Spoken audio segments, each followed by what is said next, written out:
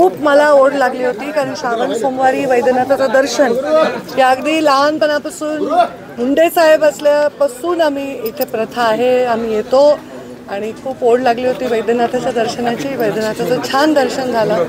श्रावणामध्ये प्रचंड गर्दी आहे, भरपूर लोक आलेत, दुसऱ्या राज्यातले लोक दर्शनाला येतात. खूप छान.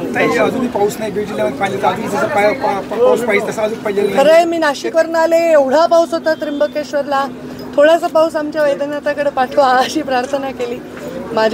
बघू आता, आपल्याकडे जनरली परतीच्या पावसाची परिस्थिती असते, तर पाऊस कमी आहे हे सत्य आहे, पण बघू परतीचा पाऊस पडला तर आपले पाण्याचे प्रश्न मार्गी लागेल. तसंच जायकवाडी धरण आता आम्ही कॅबिनेटमध्ये आढावा घेतला, बऱ्यापैकी पाण्याचा साठा आहे.